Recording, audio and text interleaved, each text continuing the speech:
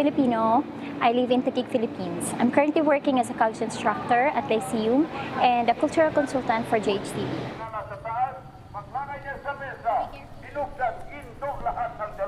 Muslim is definitely a minority. Actually, as far as I've studied, we comprise around 5% of the total population. Well, population is around 5 million and it's scattered relatively in Mindanao areas.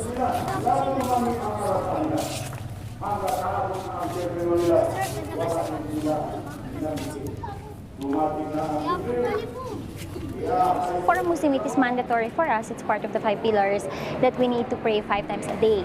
I cannot do all the prayers on time. So what I do is, I do the first prayer, and then when I go home, I do the rest of the remaining prayers.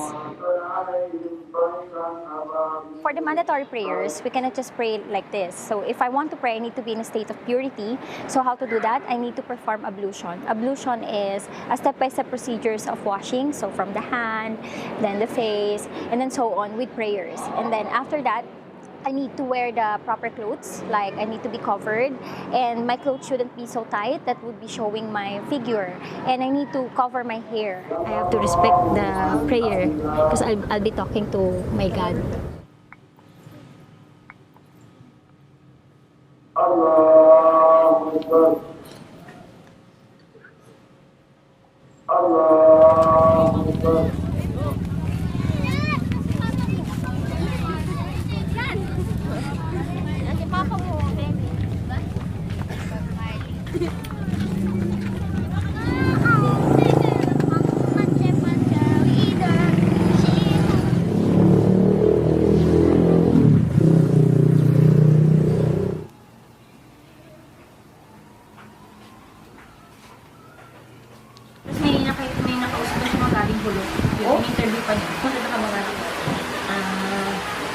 Hijab is not just a mere piece of clothing. It's not just the covering for the hair. Okay, it's a hijab of everything. It's a way of life. So hijab of the eyes, hijab of the mouth, hijab of the ideas, even that. So if I'm wearing that, I need to control, lower down my gaze, okay, especially towards the opposite sex. And then I cannot say any bad words or even raise my voice. I need to be modest in every way. And even my thoughts and ideas should be clean.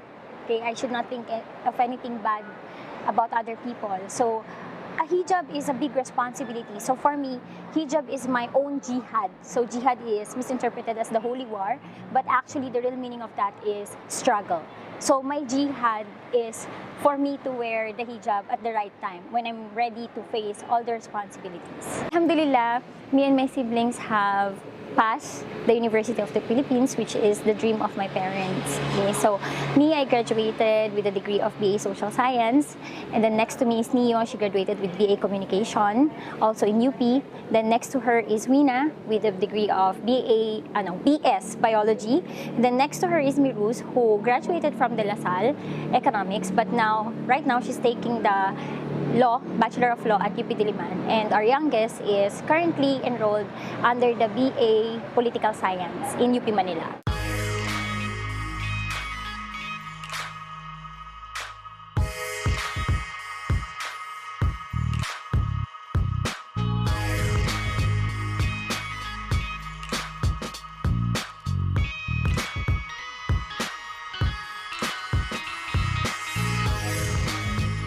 I'm currently teaching at Lyceum of the Philippines. Okay, I'm teaching psychology, philosophy, and logic. And I'm also teaching business English for the Chinese engineers. Gusto mo kainin, di ba? Okay, so food is the unconditioned stimulus. With or without me teaching you that that is food, you know that it is food. So if you're hungry, you will eat it. Correct?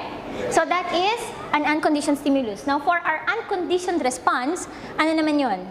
Okay, my thesis is about Islamophobia, which is a relatively new fear against Muslims in specifics. If you don't know about that thing, you have the tendency to be scared of that.